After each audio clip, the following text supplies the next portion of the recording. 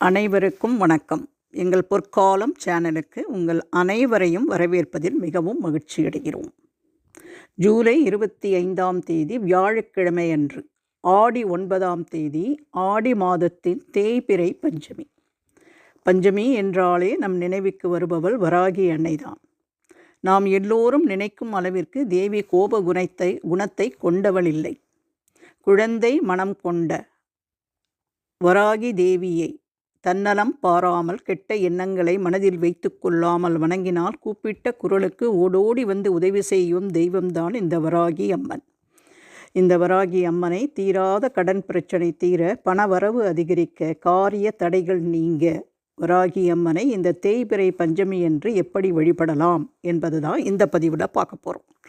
இந்த பதிவை போகிறதுக்கு முன்னாடி எங்கள் சேனலுக்கு நீங்கள் கொடுக்கும் ஆதரவிற்கு நன்றி தெரிவித்து, இதுவரை எங்கள் சேனலை சப்ஸ்கிரைப் செய்யாதவர்கள் சப்ஸ்கிரைப் பக்கத்தில் உள்ள பெல் ஐக்கானை அழுத்தி எங்களோடு இணையுமாறு கேட்டுக்கொள்கிறேன். எங்கள் பதிவுகள் உங்களுக்கு பிடித்திருந்தால் மறக்காமல் உங்கள் ஃப்ரெண்ட்ஸ் அண்ட் ரிலேட்டிவ்ஸ்க்கு ஷேர் பண்ணுங்கள். உங்கள் மேலான கருத்துக்களை கமெண்ட் பாக்ஸில் கொடுக்க மறக்காதீங்க. வாங்க நம்ம வீடியோக்குள்ளே போகலாம். வியாழக்கிழமை குரு பகவானின் அருள் நிறைந்த நாளானதால் அந்த கிழமையில் பஞ்சமி திதி வருவதும் நமக்கு கூடுதலான பலன்களை தரும் என்று எதிர்பார்க்கப்படுகிறது. குருவருள் இருந்தால்தானே திருவருள் கிடைக்கும். அதனால் குரு பகவானின் அருளோடு நாம் வராகி அம்மனின் வழிபாட்டை செய்ய போகிறோம். பஞ்சமி திதியானது 25/7/24 காலை 8:41 மணிக்கு ஆரம்பித்து 26/7/24 காலை 6:11 மணிக்கு முடிவடைகிறது. வெள்ளிக்கிழமை காலை 6 மணிக்கே தேய்பிறை பஞ்சமி திதி முடிந்து சஷ்டி திதி தொடங்குவதால் 6 ஆடி மாத தேய்பிறை பஞ்சமி வியாழக்கிழமை ஜூலை 25ஆம் தேதி என்று கொண்டாடப்படுகிறது. வியாழக்கிழமை அன்னைக்கு இரவு 8 - 9 வீட்டில் வராகி அம்மன் படம் இருந்தால் மஞ்சள் குங்குமம் வைத்து சிகப்பு நிற மலர்களால் அலங்கரிக்கணும். இந்த சிகப்பு நிற மலர்கள் செவ்வரளிப்பூ இல்லைனா செம்பருத்தி பூ இல்லது சிகப்பு ரோஜாக்களால் அலங்கரிக்கலாம். நம்முடைய வீட்டில் வராகி அம்மனுடைய விக்கிரகம் இருந்ததுன்னா குறைந்தது 3 அபிஷேகங்களாவது செய்து பூக்களால் மஞ்சள் குங்குமம் வைத்து பூக்களால் அலங்கரிக்கணும். இப்போது மிகவும் சிறப்பான ஒரு மாலை ஒன்று சாத்தணும். அந்த மாலை விரலி மஞ்சள் மாலை, மஞ்சள் நூல் இல்லைன்னா உங்கள்கிட்ட தாலி சரடு இருந்ததுன்னா அதை எடுத்துக்கிட்டு ஒற்றைப்படை எண்ணிக்கையில் 9, 11, 21 என்ற இந்த ஒற்றைப்படையில் விரலி மஞ்சளை எடுத்து மஞ்சள் நூலால் மாலையாக கட்டி அதை நம்ம வராகி அன்னைக்கு நம்ம சாத்தி வழிபடணும். இப்போ நம்ம வீட்டில் வராகி அம்மன் படம் விக்கிரகம் இரண்டுமே இல்லை அப்படின்னா ஒரு அகல் விளக்கை ஏற்றி வைத்து அந்த தீபத்தில் வராகி அன்னை எழுந்தருளி இருப்பதாக மானசீகமாக நினைத்து கொண்டோ இந்த பூஜையை செய்யலாம். நிவேதனமாக பூமியில் விளைந்த கிழங்கை, சர்க்கரவள்ளி கிழங்கு, உருளைக்கிழங்கு நைவேத்தியமாக வைத்து வழிபட்டால் நிலம் சார்ந்த பிரச்சனைகள் தீரும். தேன் கலந்த மாதுளை முத்துக்களை நிவேதனமாக படைத்தால் செல்வ பெருக வரம் தருவாள் வராகி அன்னை.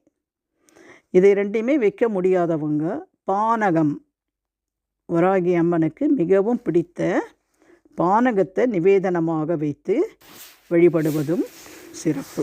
அகல் விளக்கை ஏற்றி வைத்து பூஜை செய்கிறவங்க விளக்கை சுற்றி இந்த விரலி மஞ்சளையும் வச்சுட்டு வணங்கலாம். இப்போ என்ன பண்ணணும், படத்துக்கு முன்னால் இல்லை விளக்கிற்கு முன்னால் பூஜை செய்கிறவங்க அமர்ந்து கொண்டு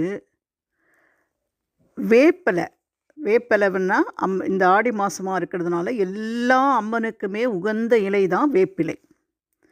நான் இந்த பதிவில் 3 வேண்டுதல்களை வச்சுருக்கிறதுனால 3 வேப்பிலைகளை எடுத்திருக்கேன். ஒவ்வொரு வேப்பிலையும் கழுவி நல்லா சுத்தப்படுத்தி மஞ்சளால் உங்கள் வேண்டுதல்களை எழுதணும்.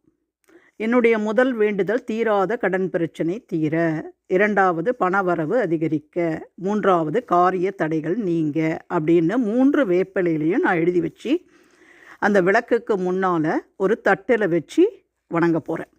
இப்போ உங்கள் வேண்டுதல் 5 இருக்கலாம், 7 இருக்கலாம், 9 இருக்கலாம், 11 இருக்கலாம். உங்கள் வேண்டுதலுக்கு ஏற்ப நீங்கள் வேப்பிலைகளை எடுத்து அந்த சுத்தப்படுத்தி அதில் உங்கள் வேண்டுதல்களை மஞ்சளால் எழுதி படத்திற்கு அல்லது விக்கிரகத்திற்கு அல்லது விளக்குக்கு முன்னால் வச்சு நீங்கள் வழிபடணும்.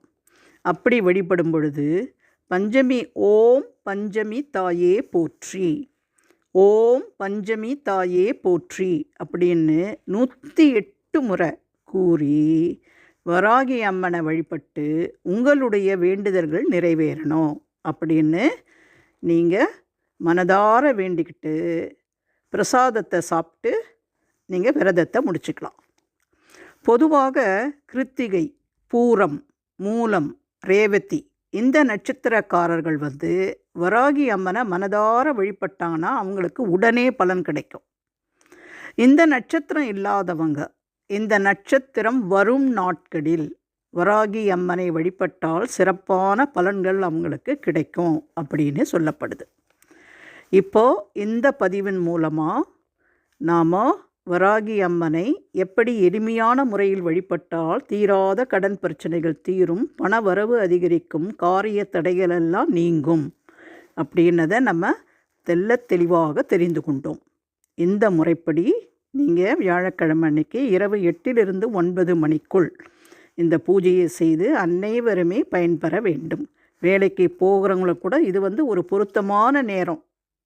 சாயந்தரம் வீட்டுக்கு வந்துட்டு நீங்கள் உங்களுடைய வேலைகளெல்லாம் முடிச்சுட்டு கூட இரவு 8லிருந்து 9 மணிக்குள்ளே இந்த பூஜையை சிறப்பாக செய்யலாம். தேவையான இந்த பூஜைக்கு தேவையான எல்லா பொருட்களையும் முன்னாலே நீங்கள் வாங்கி வச்சுக்கிட்டு இந்த பூஜையை சிறப்பாக செய்து பயன்பெற வேண்டும் என்று நானும் உங்களுக்காக வராகி அம்மனை வேண்டிக் கொள்கிறேன்.